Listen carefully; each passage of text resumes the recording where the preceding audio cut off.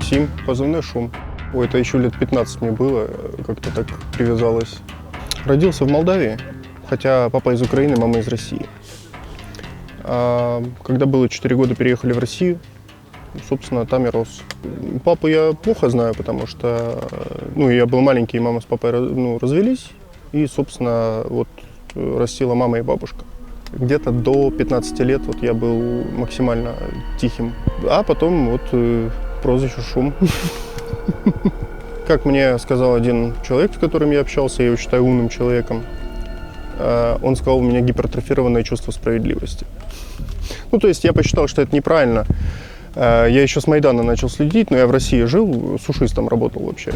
Вот. Еще с Майдана начал смотреть, чисто по принципу, что там происходит. 26 мая были первые удары по Донецку, и 30 мая я приехал в Донецк. Я просто посчитал, что это неправильно, когда люди с оружием убивают людей без оружия. То есть должна быть какая-то равновесная сила. И из того, что я не хочу говорить на камеру, но из того, что я видел, действительно они делают, может быть, даже хуже, чем фашисты. Само собой, не должно быть так, неправильно это.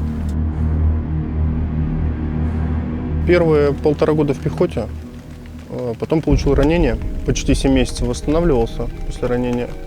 Потом в пехоте я уже не сильно могу после того, что случилось, и попал в артиллерию. Просто мне было просто перейти, скажем, потому что я 14-15 был на АГСе, а там, по сути, те же угломеры, там прицелы, пузырьки, то есть, грубо говоря, не сильно сложно было перейти с пехоты в артиллерию. Командир орудия, 5-я бригада, гаубичный дивизион. Моя задача сделать так, чтобы орудие попало куда надо, то есть проконтролировать номеров расчетов, то есть снарядных, зарядных, проконтролировать наводчика, посчитать поправки, которые дают прицелы, угломеры. Я посредник между старшим офицером батареи и расчетом, да, то есть, скажем, для контроля и для помощи. В целом, Украина как территория, на которой живут люди, мне не враг. И украинцы, обычные мирные украинцы, тоже мне не враги. То есть для меня, в принципе, я считаю, что государство, национальность – это все рудименты еще племенного строя общества. Есть просто, скажем, люди, и все. Неважно, где человек рожден, на каком языке он разговаривает. Либо хороший человек, либо плохой. Раньше для меня было, вот еще в пехоте, когда там кто-то попадался в плен и так далее, то есть, разница была. На сегодняшний день у меня мнение такое. Человек с оружием, который смотрит в мою сторону через прицел, враг.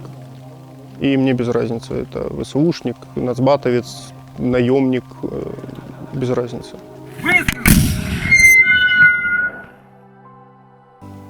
Победа хотелось бы живым и целым. Тоже такое небольшое желание. Я хочу, чтобы закончилось никогда в жизни больше не брать оружие в руки. Даже там ружье на охоту. Хочу создать семью нормальную. Хочу, чтобы были дети. Ребенок там как Бог даст уже. И чтобы они слышали взрывы только когда салют. Вот о чем я мечтаю. Все остальное уже у меня будет то, что я хочу. Да, я бы хотел сказать, наверное, что будьте людьми. Вот и все.